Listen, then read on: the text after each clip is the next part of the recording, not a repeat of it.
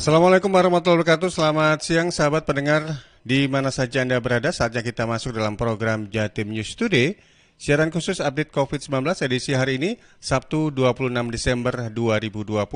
Bersama saya Panji Harto dan juga kita akan update untuk perkembangan penanganan dan percepatan COVID-19 di beberapa kabupaten kota yang ada di Jawa Timur.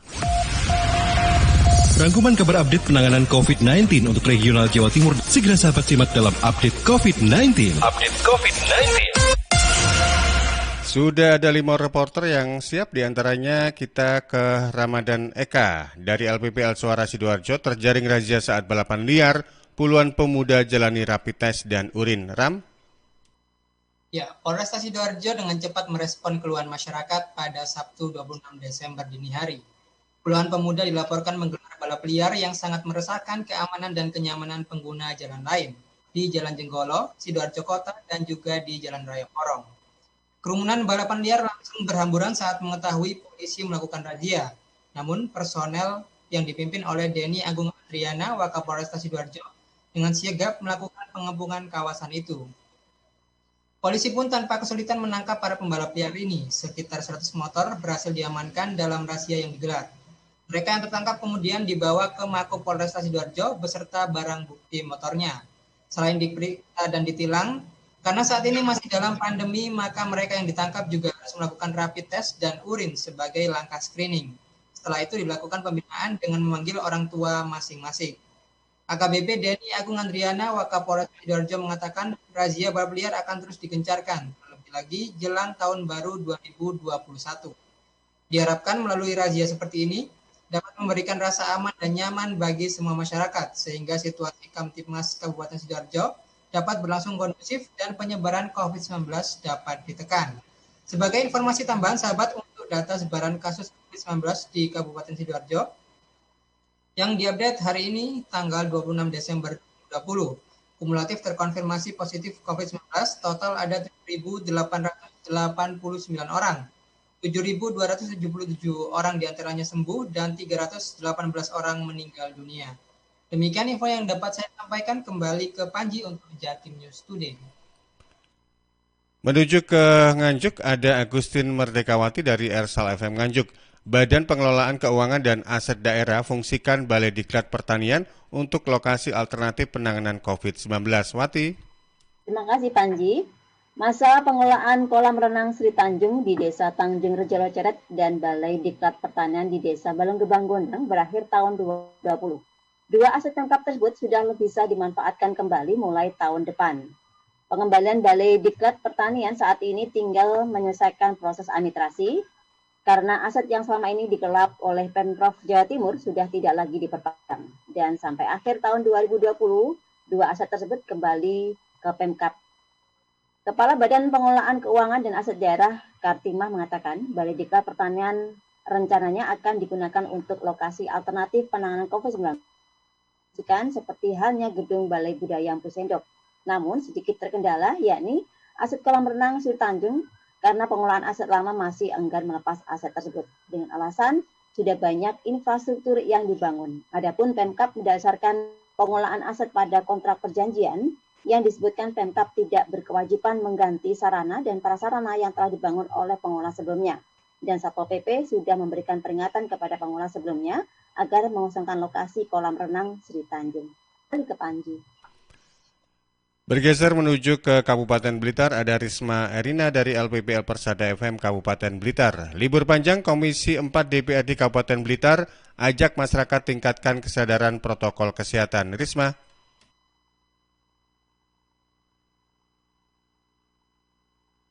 Ya, halo Risma, silakan.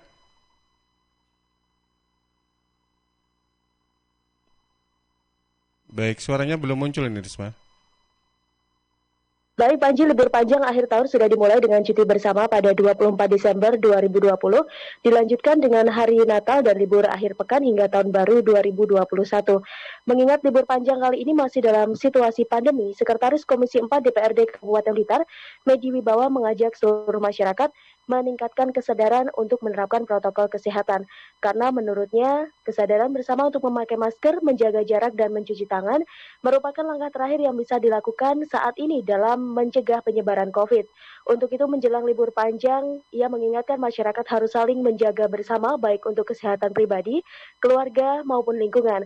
Sementara bagi pengelola wisata juga harus membatasi jumlah kapasitas pengunjung, mengingat pengaturan jarak di tempat wisata sangat penting. Pengelola wisata tidak boleh lalai dalam menerapkan protokol kesehatan secara ketat ketika banyak pengunjung yang datang, sebab bisa memunculkan klaster baru. Demikian, saya Risma Erina, LPPL Radio Persada FM Kabupaten Blitar, melaporkan untuk Jatim News Today. Anda masih bersama kami di program Jatim News Today yang bisa Anda ikuti di LPPL Radio Suara Sidoarjo, LPPL Ersal FM Nganjuk, LPPL Persada FM Kabupaten Blitar, LPPL Suara Madiun, dan LPPL Mahardika FM Kota Blitar. Berikutnya kita menuju ke Kota Madiun, ada Kiki Desilia dari LPPL Suara Madiun. Lingkungan kerja dan keluarga menjadi salah satu penyebab bertambahnya kasus positif COVID-19 di Kota Madiun. Kides. Sahabat Jatim News Today, meski kasus sembuh di Kota Madiun per hari Jumat 25 Desember 2020 bertambah 2 orang, nomor 290 dan 291, namun kasus konfirmasi di Kota Pendekar masih bertambah. Terdapat 10 konfirmasi positif COVID-19, sehingga tingkat kewaspadaan dengan menerapkan protokol kesehatan dimanapun kita berada, tak terkecuali di lingkup keluarga, wajib kita jaga. Sahabat, kasus nomor 340 hingga 342, ketiganya merupakan kontak erat kasus sebelumnya berdasarkan hasil swab test yang positif. Saat ini ketiganya menjalani isolasi di Rumah Sakit Rujukan COVID-19 di Kota Madiun. Kemudian, kasus konfirmasi nomor 343 hingga 345. Ketiganya warga Kelurahan Kejuron. Kasus konfirmasi ini berangkat dari tempat mereka bekerja yang diketahui ada kasus positif COVID-19. Swab test dilakukan dan menyatakan ketiganya positif COVID-19.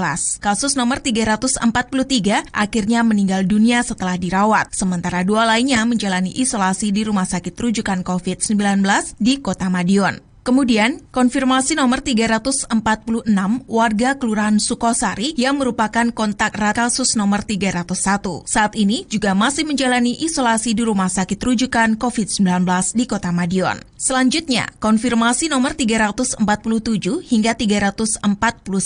Ketiganya merupakan warga Kelurahan Klegen dan mempunyai riwayat kontak dengan pasien terkonfirmasi positif di Kabupaten Madiun. Saat ini ketiganya ada yang dirawat di rumah sakit dan ada juga yang isolasi mandiri di rumah dengan pengawasan petugas. Sahabat Jatim News Today, berdasarkan data dari dashboard.madiunkota.go.id, kasus konfirmasi di Kota Madiun menjadi 349 orang, dengan 256 orang diantaranya sembuh, 36 orang dalam perawatan, 34 orang isolasi mandiri, dan 23 orang meninggal dunia. Saya Kiki Desilia, Suara Madiun, untuk Jatim News Today. Terakhir ada peluang bergabung dengan Afik Rahardian dari LPPL Mahardika FM Kota Blitar. Selama libur Nataru, Natal, dan Tahun Baru, Satuan Tugas Penanganan COVID-19 Kota Blitar optimalkan penegakan protokol kesehatan. Afik? Sobat masa libur Natal dan Tahun Baru 2020 dimulai pada tanggal 24 sampai 27 Desember, tim Satuan Tugas Pengamanan Kota Blitar mulai melakukan penertiban di berbagai titik. Hal ini sesuai dengan diterbitkannya Surat Edaran Wali Kota mengenai penerapan protokol kesehatan dalam kegiatan peringatan Natal dan Tahun Baru 2021. Hadi Maskun, PLT Satpol PP Kota Blitar dikonfirmasi Jumat 25 Desember 2020 mengatakan pihaknya bersama dengan tim gabungan yang terdiri dari TNI, Polri, serta jajaran lainnya tengah melakukan penertiban dalam menegakkan aturan libur panjang Natal dan Tahun Baru 2021. Pihaknya menjelaskan, penegakan dilakukan sehari 3 kali, mulai jam 9 pagi, jam 2 siang, dan jam 7 malam. Penertiban dilakukan dengan mengunjungi tempat-tempat yang berpotensi menimbulkan kerumunan seperti kafe, tempat hiburan, dan wisata. Hadi Maskun juga memaparkan, dalam Surat Edaran Wali Kota terdapat pembatasan jam operasional. Sejak tanggal 21 sampai 30 Desember 2020, jam operasional kafe, restoran, maupun tempat tempat hiburan hingga jam 10 malam. Sementara pada tanggal 31 Desember 2020, pembatasan sampai jam 11 malam. Untuk itu, tim Satuan Tugas terus melakukan penertiban setiap hari guna memastikan pemilik usaha maupun masyarakat tetap mematuhi aturan di tengah pandemi COVID-19. Satgas itu terdiri dari Satpol PP, TNI, dan Polri. Jadi setiap hari kita itu melakukan kegiatan penegakan hukum dan pendisiplinan itu selama 3 kali. Pagi jam 9, nanti dilanjutkan nanti jam setengah 3, malamnya jam 19. Sesuai dengan aturan pemerintah yang tertuang dalam surat edaran Wali Kota Blitar, masyarakat dilarang untuk menyelenggarakan acara yang menimbulkan kerumunan. Untuk itu, tim Satuan Tugas terus melakukan penegakan protokol kesehatan dengan melakukan monitoring dan pemantauan. Bagi masyarakat yang kedapatan melanggar, maka akan mendapatkan hukuman atau sanksi sesuai aturan yang berlaku. Afik Rahardian, Mahardika FM. Demikian tadi 5 reporter sudah hadir memberikan informasinya dalam program Jatim News Today, siaran khusus update COVID-19 edisi hari ini, akhir pekan, Sabtu 26 Desember 2020. Atas nama kerabat yang bertugas, saya Panjarto menyampaikan salam sehat untuk kita semuanya, dan untuk yang sakit semoga diberi kesembuhan dan diangkat penyakitnya. Terima kasih, sampai jumpa. Perkembangan penanganan COVID-19 untuk wilayah regional Jawa Timur sudah sahabat simak dalam update COVID-19. Update COVID-19 bisa sahabat simak Senin sampai Sabtu jam 11 siang. Persembahan dari Asosiasi Lembaga Penyiaran Publik Lokal Jawa Timur.